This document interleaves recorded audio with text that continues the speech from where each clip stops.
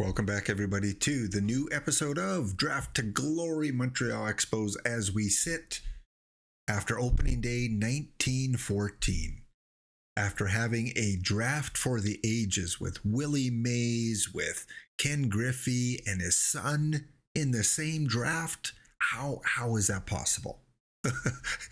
Anyway, we are here, and just a little bit of contest news first of all. The last episode, the deadline has not passed yet. I'm recording this before the deadline has passed, so I will not be making a draw for that episode. This episode, I will have another draw, and then in the next episode, I will make the draw for both. So 2 separate draws that I'll do next time I record an episode. One for episode number 20, I guess it was, or 21 with the draft. And then this episode here. So enter twice, one for this one for the last one, before the deadline for your chance at 5 standard packs. Okay, we are ready to take on this season. Have a pretty good feeling. Let's go until the end of April. Everything was set up in the last episode, so you got to see our starting lineup. We took Scott Stratton off the two-way player, and we also gave Marquise Grissom a little more playing time. Let's see if that pays off after this first month. First of all, the top prospects again at the beginning of the season. We have a new entry. Ken Griffey Jr. is rated number 3, right behind Charlie Hotschlager, sorry, I'm kind of famous for mispronouncing names, and Willie Mays. So Willie Mays, of course, was taken first overall in the last draft. Charlie was taken 7th overall in the last draft, and he's given the number 1 prospect. So did we miss out? Did we take the wrong player? Time will tell. All right, so that is the prospect update after the first month of April. The Montreal Expos are currently sitting not very good, 6-11. Again, it's only 1 month. We're going to give it a couple more months just to kind of see. We'll give it up to kind of the end of June just to kind of see where we're at. Scott Stratton, again, his ERA has come down quite a bit, so that's good. Thank you for the suggestion on taking off the two-way player so far. Maybe we're just losing a lot of close games. Let's take a look at the April schedule. While we swept Cincinnati almost, we're losing a lot of close games. 1-run, 2-run games. Our biggest blowout was probably 7-3. All right, let's go ahead to the end of May, see if we can make some of that up. Here we are, May 1st. You see our player development. Again, I don't want to take too much time going through each player and whether they've regressed or progressed. We'll leave it up on the screen for a few seconds here, and you can kind of take a look at that if that's something that you care to look at in terms of our players. Again, I always think of this as our series, not mine. You guys have invested time in watching it. Hopefully, some of these players have, taken a small little place in your heart a little bit, and you cheer them on. Okay, end of May, we have made some ground. We've moved up the standings a little bit. I don't have to scroll down to see us now. We are 21-24, 7 games back of the Cardinals. I'm going to give it 1 more month before I get too concerned. So let's go right ahead to the end of June. Here we are on July 1st, Canada Day, 1914. And, as a former history teacher for over 30 years, I've always kind of related these baseball sims to real life. And at this point in time, in the real world, World War I had just been declared. The Archduke Franz Ferdinand of Austria-Hungary had been assassinated just a few days before where we are on the sim. And again, it's crazy. Probably no one else does this, but when I see dates, I think of real life and kind of where we were at that moment. So yeah, World War One was just kicking off. Kind of scary to think about. So long ago, 109 years ago. Wow. Player update, Ted Kennedy looks like he is regressing. Again, he's getting older, 33 years old, gone down to a 3.5 star for his current and potential.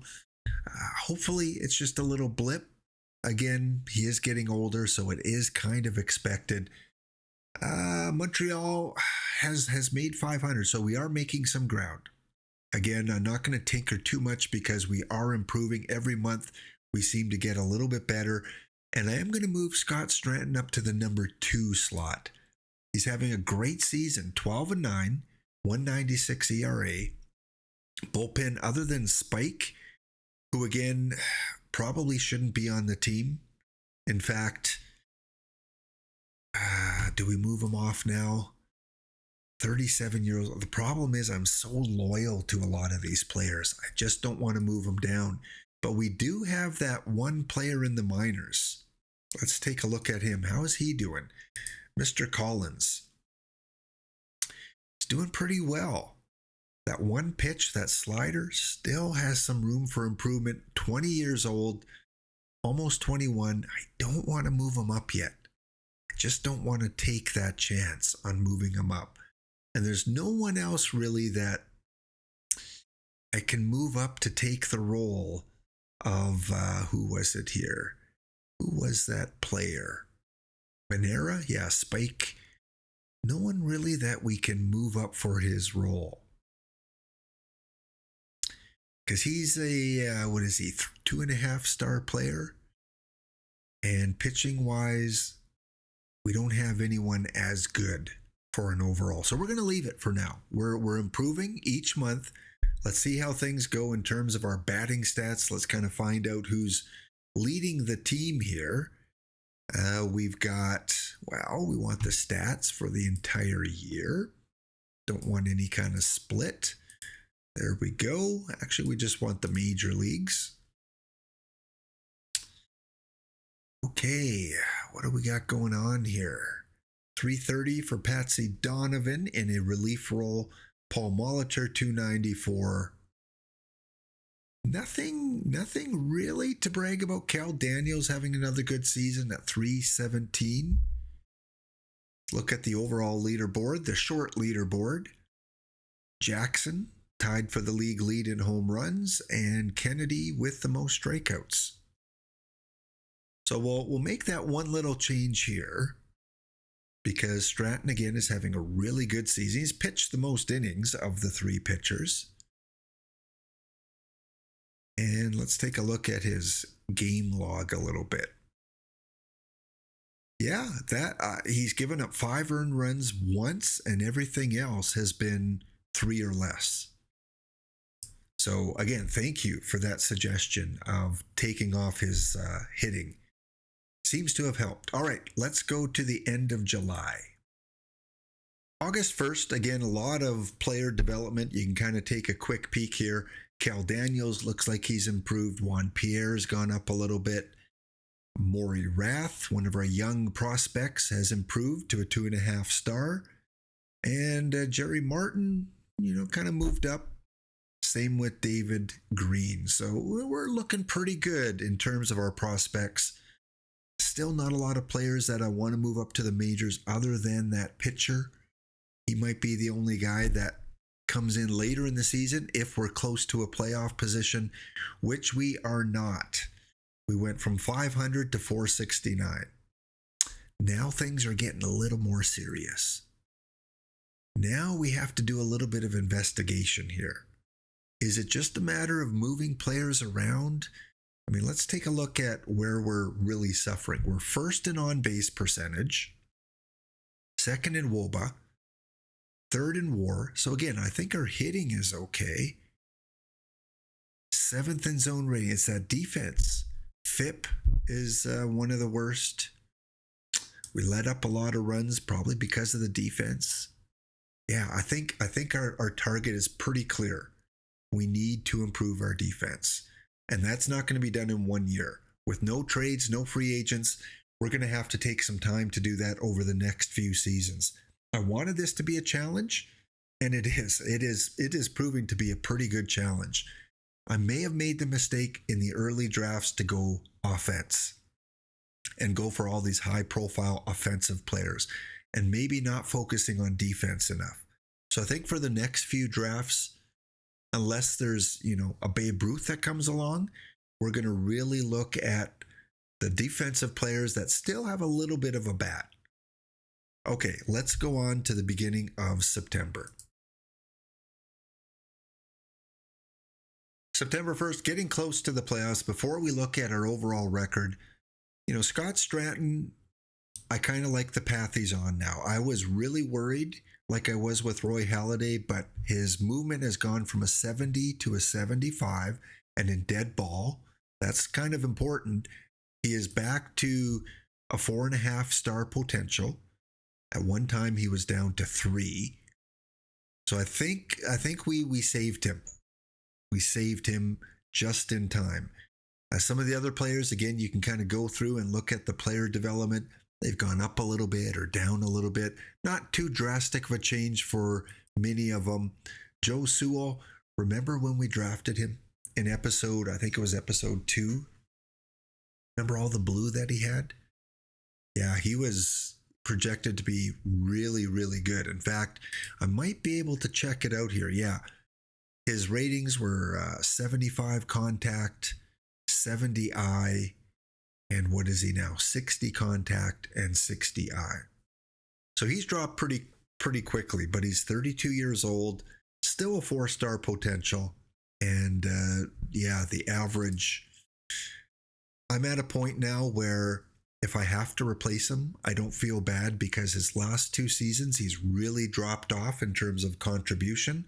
And when we look at his fielding stats, it's not getting any better, which is too bad. I mean, this is our first serious player we took in a draft, 2nd overall, 12 years ago, 13 years ago. And it's kind of sad to see him drop off in his early 30s. I was hoping to get at least a couple more years out of him. I mean, he'll still be on the team, but if we have someone that can step in at shortstop, it's going to be their job. So good news on Scott Stratton, not that great on Joe Sewell. The other player that I was always kind of wondering about was Ron Guidry, because Ron Guidry in real life had a fantastic career. 320 game plus winning seasons. With us, we drafted him 2nd round, late in the 2nd round, back in 1908. And although he's got some accomplishments, he won a World Series in AAA. I don't see him, being a big time player. I have to admit, this season, 162 ERA, 108 WHIP. Only been here a couple years. Definitely improved over last year. So maybe we've got him in a role now where he's going to be more successful. Okay, Ron, I take back what I said here. You're doing really well in this year's stats. So keep it up, Ron. All right, it is September. So usually in September, we take a look at the overall leaderboard. Here we are, 56 and 67. Right now, the 5th worst team in the league. Not quite in a draft lottery position, but pretty close. And that brings us to our trivia giveaway question of the episode. All right, what I want you to do in the chat is to put down any of the teams that are in the league. However, again, once someone else mentions a team, you have to mention a different team.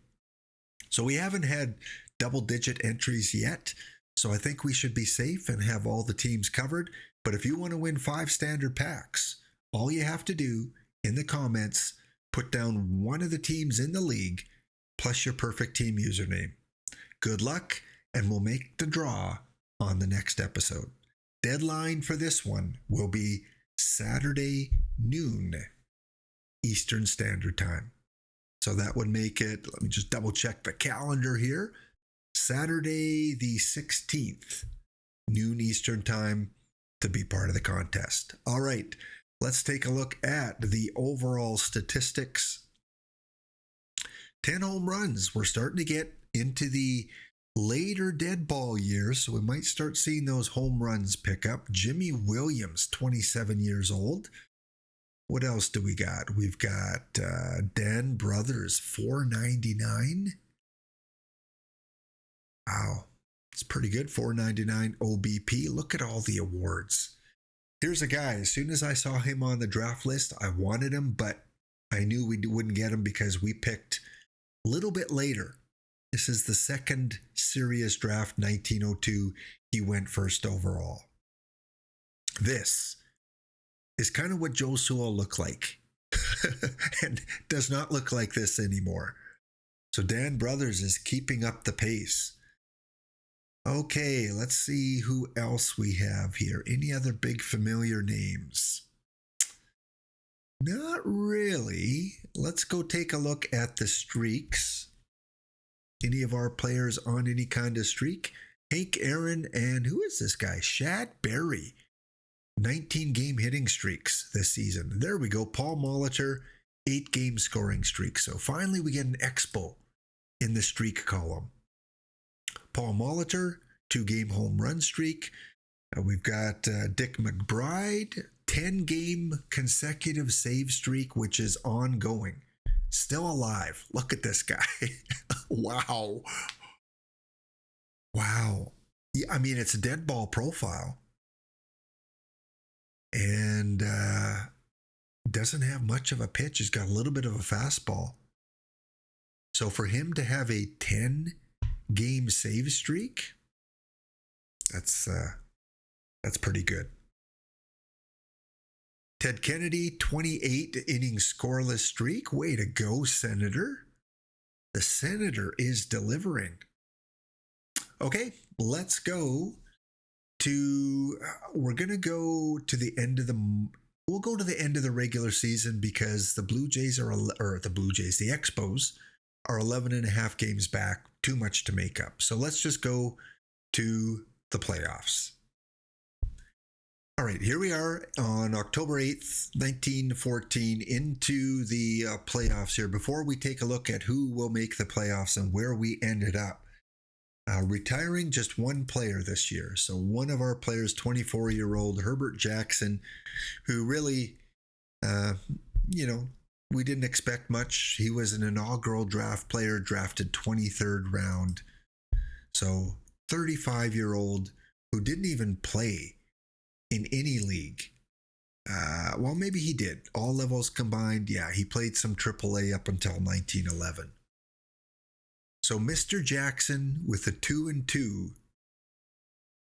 career record in the major leagues, did get a little taste of Montreal Expo play. So he will be retiring, but that's it. In terms of retirements, I don't see any other names here. That is it. Statistics. Let's take a look at our players. If any of them made it. Paul Molitor, number 5 in average. Good stuff. Yeah, I think the captain of our team now, Paul Molitor. 29 years old, hasn't really regressed much. Hit 309 this season. And he's been pretty steady from what I remember.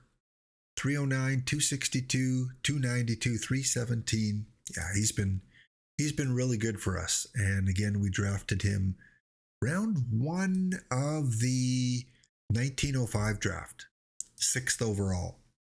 Again, once we get to about 1919, 1920, then we'll kind of look back on all the number 1 overall picks, because that was fun to do in a previous episode. I think it was, if you see it on the YouTube channel, it's 3 or 4 episodes ago where we looked at all the number 1 picks, and we'll see where they're at in a few years' time.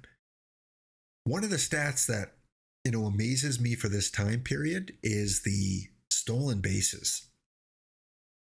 Where is that here? Stolen bases. Look at this. Mike Griffin, who I believe won Rookie of the Year. He won, we won the second in the Pete Browning Award for MVP. And I thought for sure he won Rookie of the Year. Yes, 1904 Rookie of the Year. Here's a guy that was drafted number 1 overall by the Reds in 1903. So Dan Brothers in 1902 and this guy in 1903. And as a 31-year-old, look at those stolen bases. 122 to lead the league this year. He has almost 1,500 stolen bases. He's been caught quite a bit, but definitely a large success rate in stolen bases. I mean, this guy, definitely a spray hitter. I think he hits to kind of more to the left side of the field. Pretty cool, some of the things you can see. You see some of the streaks that he's had. So sometimes I don't like to look at our players. I like to look at these players that have these unbelievable stats, like Mike Griffin. And he wasn't the only one with over 100 stolen bases this year. There was, where was that now? Wiggins with 120 stolen bases, only caught 55 times. And there was one other player that broke 100, Germany Smith, 103 stolen bases. So it's interesting. I didn't think stolen bases would be this excessive in dead ball, but at least in the game, it is. I'm curious forgot to check what their running stats were, because then we can kind of gauge our players and if we need to get them to steal more. Okay, 80, 80, 80. Yeah, you can't get much better than that. How about Wiggins? Straight 80s. All right. And the other one was Mr. Smith, all 80s. So I guess in future drafts, if we see a player with all 80s in their running categories, probably be a good idea to consider them. Because right now, our best is Juan Pierre, who only had 15 stolen bases. So I think we just got to crank these guys up that have decent speed. Take advantage of that. If it's working for the guys at all 80, Patsy Donovan,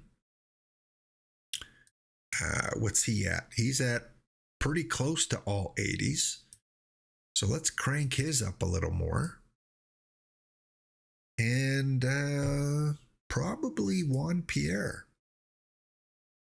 in the 70s. Oh, we did him already. Who are we missing? Paul Molitor? Yeah, so Paul Molitor had 64 stolen bases. He should be good for a few more. Plus, he gets on base. So let's take advantage of his speed. There we go. All right, the moment of truth. Where are we in the standings? We are 72 and 82. And again, we are 5th place. So we will be just outside the draft lottery, which is for the bottom 4 teams. So we won't be able to move up. It would have been nice to get that number 4 slot. Over in the AL, it's the New York Yankees that are going to be in the World Series. There you see their lineup. 3-man rotation. And just one guy over 300, Carson Bigby. All right. And the Cincinnati Reds, with their 3-man rotation, they've got Mike Griffin, of course, the stolen base leader, the only player over 300. But all it takes is one guy like that can lead your team. Washington Senators, I made a big mistake on them. I thought they were going to be up and coming. Dan Brothers, and here's your Ty Cobb update. Only hit 274. 71 strikeouts, 45 stolen bases. He's dropped off a bit. So 25-year-old Ty Cobb, in real life, I guess he started late, but in real life he was a 316 hitter at this age. So we'll keep an eye on him. He's still got a lot of games to play, I think. So in the World Series, we will have the New York Yankees up against the Cincinnati Reds. Again, we look at their records, 84 and 70, pretty even in the regular season. I think it's going to go 6 games. I'm going to call the Cincinnati Reds in 6 games. And a 2-2, so it's going to go at least 6 games. Will it go 7? Reds, Yankees, go 7. So I was 1 game off. The Reds did take them 1 extra game to win this World Series. All right, let's take a quick peek, if it allows me to here. Let's see if they can go to the playoffs. There we go. So Yankees took game 1 6-4, Reds 5-2, Yankees 2-1, back and forth. It's like a tennis match, 6-3. Reds go up 3 games to 2 with a 6-0 win. Yankees come back 4-1, and in the deciding game, the Reds take it 3-1. Your World Series MVP in 1914 is Chick Stahl, 27-year-old who was drafted number 2 overall in 1909. Impressive. The other player I want to look at, it's been a while, is Ohtani. Because Shohei Ohtani was a player that we were 1 pick away from getting in the 2nd round. That's how close it was. So let's go and take a look at who took them, help me out here, help me out. Yes, the Chicago Cubs. So they've got him, as a middle reliever. 4-star, yeah, he's kind of fallen off the base. He's 30 years old already, because in his draft class, he was almost 23. Not having a lot of success as a pitcher, and not really turning out as a batter. So we did well taking Scott Stanton instead of Ohtani. I was this close in taking Ohtani in the 1st round. Glad I didn't. Taking a look at our pitchers, Roy Halladay 18 and 22, Scott Stanton finished at 21 and 27, and Ted Kennedy, all pitchers under 3 ERA. Again, it's our defense. Let's see if we improved anything here. Well, we improved our defensive efficiency up a little bit, going from 7th or 8th to up to number 6. Again, I don't think it's our offense, although that did fall off a little bit. So we're a very middle of the road team. Stolen bases, we're 4th. So that's that. I'll take that. So there we go. We're going to have the number 5 pick in the draft. Let's go ahead. Let's take a look at the news first of all. See if anything we need to be aware of. End of season prospects. High fives, guys. High fives. At the end of the season, the Montreal Expos currently have the number 1 rated prospect. I guess that's probably because the 2 that were higher probably got moved up to the major leagues. We probably saw the Willie Mays and the Charlie Hollicher probably moved up to the majors, but we'll still take it. Number 1 prospect. All right, let's go to the awards and find out who our award winners are. I don't think any of the Expos are anywhere close to an award. I didn't really see any standout seasons, but hey, it never hurts to check. We'll go into the league history. There are playoff champions 2 years in a row for the Reds. I believe they swept the White Sox and now went to 7 games against the Yankees. Yeah, we see a few dynasties over the years. Just one Montreal Expo win. back in 1908. All right, let's check out the American League first. Dan Brothers, 5th MVP award. We talked about him a little bit earlier, finished the season at .322. Chick Fraser, 1st Cy Young Award, 20 and 18. All right. Wow. They did move him up pretty early. Here was the number 1 prospect at the beginning of the season. He is now in the majors playing for the Browns. Charlie Hollicher, 307. We could have had him. 7th overall. His fielding is not great. Yeah, very, very good dead ball player. How was he in real life?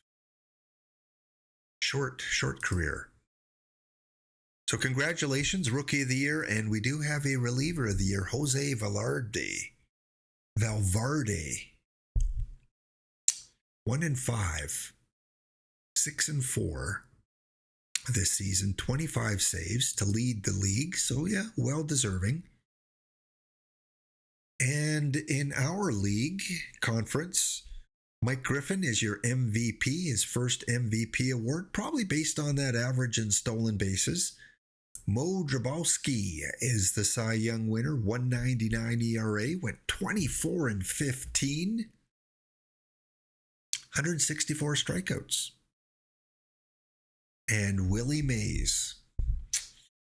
So the top 2 prospects at the beginning of the season, both are Rookie of the Year winners. 19 years old. They brought him up as a 19-year-old. Or even maybe as an 18-year-old. Let's take a look at his batting stats. Yeah, he only played 5 games in AAA. They brought him up pretty quick. 88 RBIs, 255 average, almost a 7 WAR. Yeah, I don't know. I can understand maybe Rookie of the Year, but I guess that zone rating, Willie, that's what we need. We need a 19.7 zone rating. Wow. Yeah. I can understand why he was taken first overall. And Steve Farr is your Reliever of the Year. Finished with 12 saves, a 6-2 record, and under a 1 ERA. He was drafted back in 1903 in the 3rd round by the Phillies. Congratulations to the award winners. It's been a while since we've won one. All right, let's head to the first year. Actually, let's head to the Hall of Fame vote. Let's do that. Then we'll take a look at the draft class and kind of get an idea of who might be available to us when we pick at number 5. And then we'll end the stream. We won't do the draft this stream. We'll keep it, again, fairly short. Want to keep them at around a half an hour recording time. So let's go to the Hall of Fame voting. Pretty cool. In the Hall of Fame ballot, we've got 6 players, and 2 of them were former Expos. I am going to add Lenny Dykstra again, because I did add him last time. I think he's deserving of the Hall with those stats. 4 Gold Gloves, 2 World Series trophies, and an average over 270. The other players, I'd like to be a homer and put in Fritz Peterson. He served the team so well in those early struggling years. He put in his time, but let's face it, he's not a Hall of Fame candidate. He did get a World Series, so that should be good for Fritz Peterson. Our other player, Kyle Weiland, he did win Reliever of the Year, I think twice. World Series, Reliever of the Year once and twice. Yeah, 2-time Reliever of the Year, which is nothing to be ashamed about. But when we look at his Hall of Fame metrics, even as a reliever, it just doesn't cut it. Not quite there. I don't want to play too much of a favoritism for those early Expos. Otherwise, Seager, Kyle Seager, 4 great gloves, but I think Dykstra, deserves it more than Seager. Barely, but I think he does. Tipton, not good enough. And Hooks is an interesting one. 114 wins, 95 losses. Career ERA of 3.04. Let's take a look at his history. He's had a St. Louis win, a Cardinal win. Player of the week only a couple times. All right, let's look at those Hall of Fame metrics. Again, I want to reward him on his win record, but at the same time, it's just not Hall of Fame worthy. I think I'm only going to go with Lenny Dykstra. What do you guys think? You guys probably are better judges of talent than I am sometimes, especially for Hall of Fame membership. Do any of these players, does even Lenny Dykstra deserve a nomination? Let's submit that ballot. And let's go on to the release of the player draft and the draft lottery. Here we go. Draft lottery results. We are not part of the draft lottery. We finished 5th. Washington remains the first pick. Boy, Brothers, Cobb, and now another first overall pick. Pittsburgh moves up, Brooklyn moves down, and the Cleveland Guardians keep the number 4 position. And finally, let's take a look at the draft class, at least the top players projected to be taken in that first round. We won't look at all the players this episode. We'll get a little bit of a taste. So in this draft class, we've got projected number 1, Christian Yelich. Don't think he'd be my pick. Even if I had the first overall pick, I don't think I would go with Christian Yelich. However, I do like the name Dave Bancroft. Wow. We're going to miss out on this all-around defensive, offensive, speedy stud. Darn it. We really need a Dave Bancroft. Johnny Frederick is projected to go number 3, 25 years old. I would not select him. We do have Ken Griffey Jr. coming up, so he will not be on the list. Tony Gosselin, current day player, currently with, looks like the Los Angeles Dodgers or Angels. I always get those mixed up. I think it's the Dodgers. Again, we have so many pitchers now. I can't find room for all of them in a 3-man rotation, so I don't think he'd be our pick. So I'm kind of hoping, if Bancroft can't fall to number 5, I'm kind of hoping they go top 4. That will leave Duke Farrell, multi-positional guy with a lot of speed. Wouldn't mind drafting him to get more speed into the lineup. Charlie Sweeney, another pitcher, not going to take him. He's not on the radar. Whitey Lockman. If he could play more than center field, I'd really like this player. But again, we're loaded up but he is only 17. You know what? I think he's the top guy on my list after Bancroft. We can afford to keep him in the minors for a few years, and then some of our older outfielders are going to be ready to retire. Kent Greenfield. Don't want a pitcher. Ed Sumners. Again, not looking for a pitcher with the round 1. And Hunter Renfroe. Not a dead ball guy. So, based on this early evaluation, Bancroft would be our first choice. Lockman. Sweeney. One of those 3. Otherwise, I'm not really interested. I mean, if Yelich happens to fall, I'll have to take another look at him. But Bancroft, Sweeney, and Lockman are going to be the guys that we hope at least one of them falls to us. All right, that is it. We're going to stop it right here. Thanks for watching. Leave a comment, enter the contest, like the video.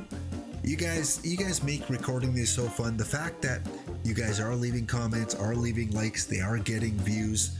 I'm going to keep on going with this until either we become too big of a powerhouse that it's not as interesting, not as challenging, or until we get to current year. We'll see how far we go with this. Again, last episode's contest will make the draw next episode, and same with the winner from this episode today. Thank you guys. Have a wonderful day. We're here for a good time, not a long time. So have a good time. The sun can't shine every day. Laptop Pound signing off. We'll see you next episode.